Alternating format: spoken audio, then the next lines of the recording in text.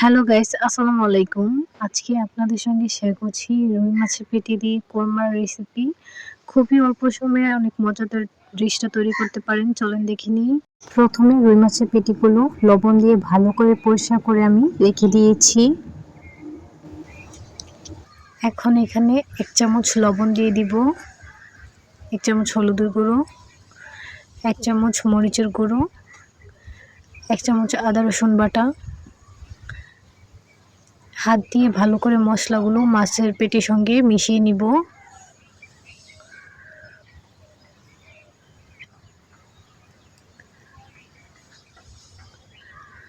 ভালো করে মিশানো হয়ে গেলে 10 মিনিটের জন্য রেস্টে রেখে দিব।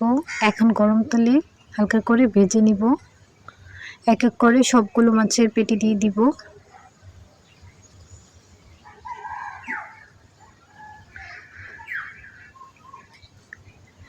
যে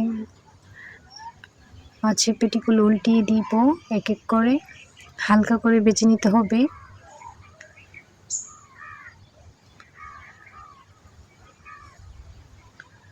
এই যে দেখেন ভাজার পর কালারটা কি সুন্দর হয়েছে। এখন আমি একটি হাঁড়িতে আর এলাচ দারচিনি হালকা করে ভেজে নিব। পেঁয়াজ কুচি দিয়ে দিব।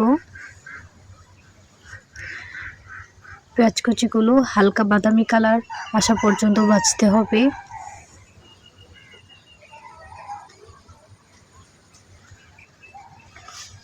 এখন এখানে আমি 1 চামচ পেঁয়াজ বাটা দিয়ে দিব। পেঁয়াজ বাটাটাও হালকা করে ভেজে দিব যাতে কাঁচা স্মেলটা চলে যায়।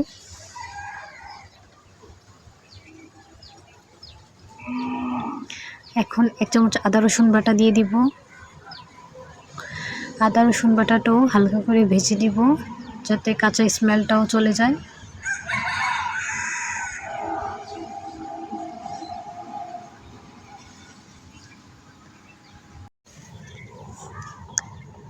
এক চামচ ধনিয়ার গুঁড়ো দিয়ে দিব, 1 চামচ হলুদের গুঁড়ো, 1 চামচ মরিচ। মশলাগুলো হালকা করে ভেজে নিব।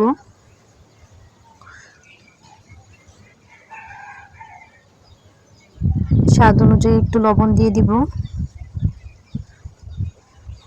মশলাগুলো আবার একটু নেড়েচেড়ে হালকা করে ভেজে নিব। এখন সামান্য একটু পানি দিয়ে দিব। 1 চামচ বাদাম বাটা দিয়ে দিচ্ছি। বাদাম বাটাটাও মশলার সঙ্গে ভালো করে মিশিয়ে নিয়েছি। এটাকে 10 থেকে 15 মিনিট কষিয়ে নিব লো আঁচে। 1 চামচ গরম মশলা দিয়ে দিব। গরম মশলাটাও ভালো করে মশলার সঙ্গে মিশিয়ে নিব। এটাকে 10 মিনিটের মতন ভালো করে কষিয়ে নিয়েছি। দেখেন কালারটা কত সুন্দর হয়েছে, উপর থেকে তেল ভেসে উঠছে। এখন মাছের পেটিগুলো দিয়ে দিব এক এক করে। মাছের পেটিগুলো অল্প সময় একটু কষিয়ে নিব।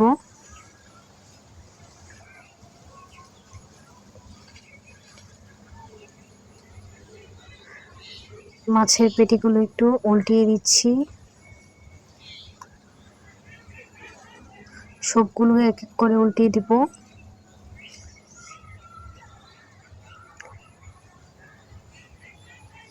এক কাপ পরিমাণে দুধ দিয়ে দিব। এটাকে 5 মিনিটের মতন জাল করে নিব।